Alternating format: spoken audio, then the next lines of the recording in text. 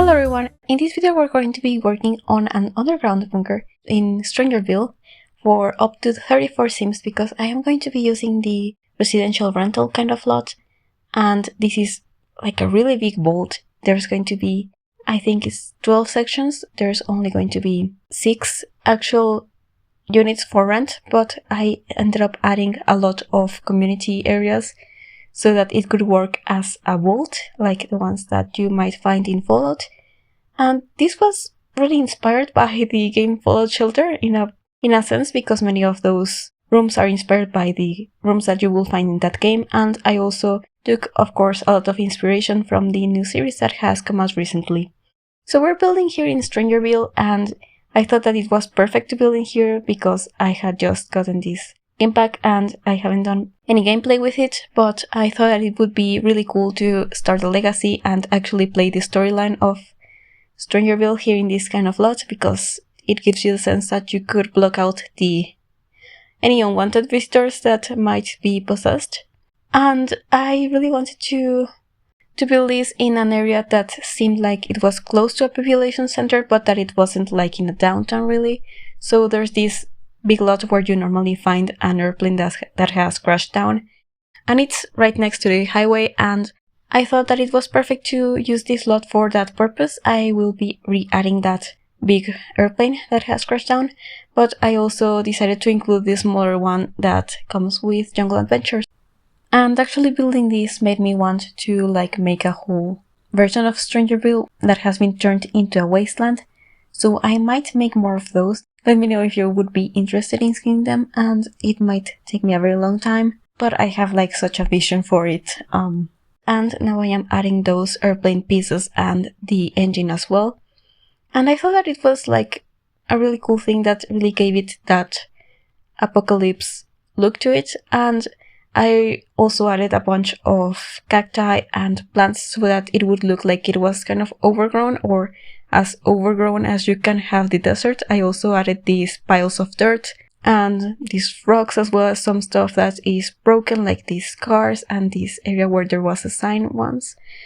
And I felt that it was a very cool way for it to look like it used to be just a normal town, but now there is you have a legitimate reason to live in a bunker. And so I really wanted to have this space be sort of creepy in a way, but I also really wanted to make it have that really beautiful mid-century modern that you see in the series. I really like that aesthetic of the very destroyed and industrial and just ugly aspect of the whole apocalypse thing, but it's also got this really vintage, really ideal aesthetic of the 50s or even some of the 40s, and I really enjoyed doing that in here. I added a lot of spaces that might look like somewhere you would like to live, and then you turn around and you look at the doors or some of the metal walls and you realize that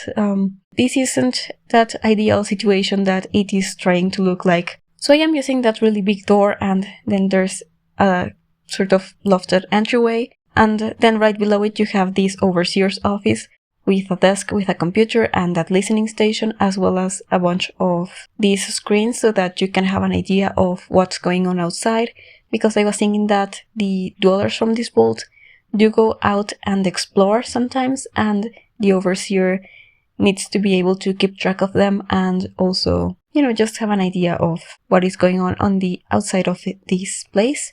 And so I really wanted to make sure that it looks like it is being used somewhat on the outside, just not the gas station and those areas, but I did include a dumpster, and I also made sure to have an actual mailbox. And I also did want to include that fence that isn't complete, because I was thinking that it was destroyed when the airplane crashed down, and I just had a lot of fun adding those details. I also added a sign that has this shopping cart that reminded me of the Super Duper Mart. I did go back and added a second sign so that you would have that one, and one that was more for the gas station. And yeah, I just really enjoyed adding a lot of that junk next to those areas.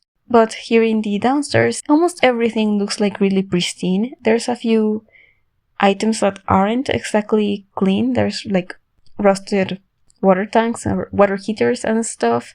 but mostly I really wanted to make it look like there was a lot of technology. So I ended up adding a research machine into this office, and I actually changed a lot of things about this office because right now it is looking really just industrial and metal, and I made it a bit warmer, and you will see that in the screenshots.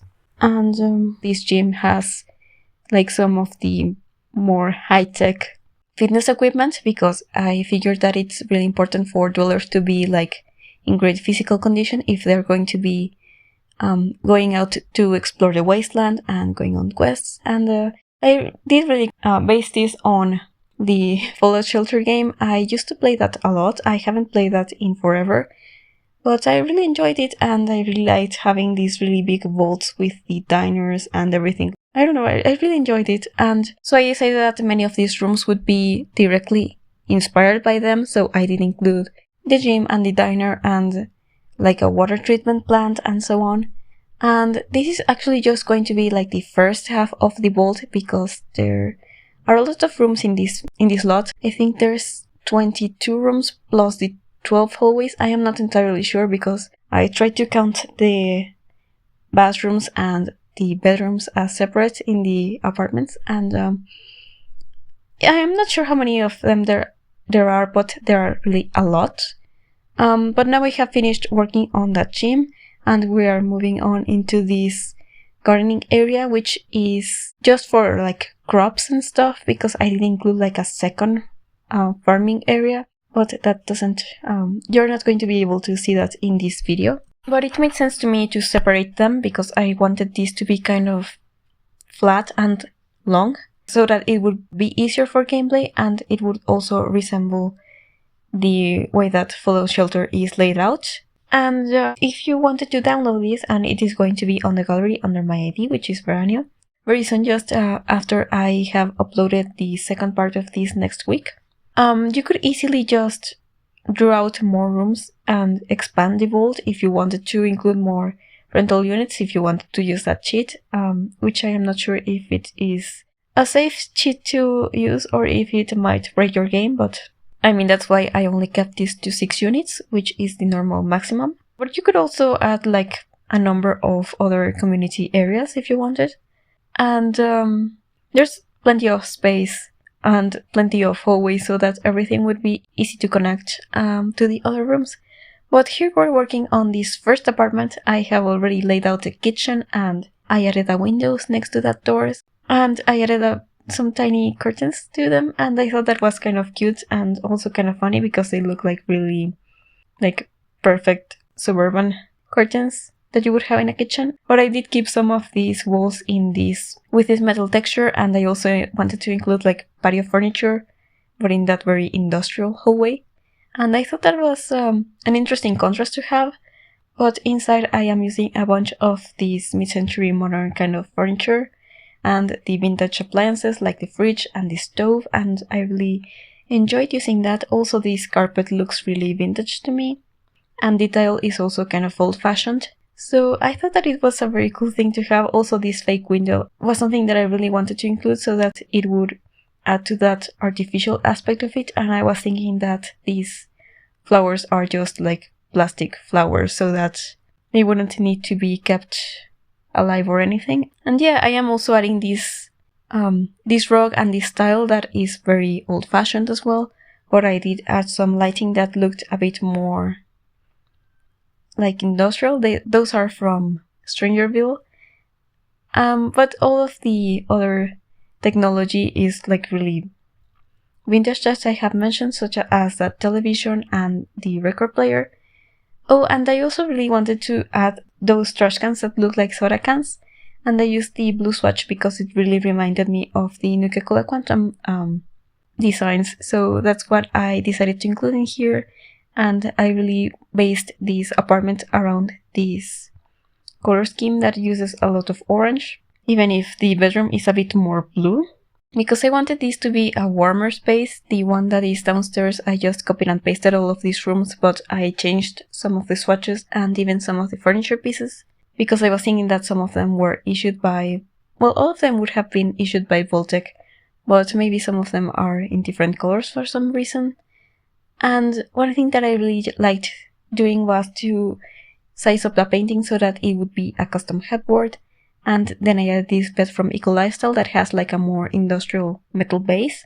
But I also added those like built-in side tables next to it, and I really liked the look of that because it was like perfectly balanced between those two things that I was trying to include. And one thing that I did off camera, but that you will see in screenshots, is that the archway that I had originally here in this tiny hallway was replaced by one of those doors from Eco Lifestyle with the metal frame so that it would look a bit more, so that that wall would look less perfect, because I did have the metal wall in front of that, but for the most part the other wall looked too normal.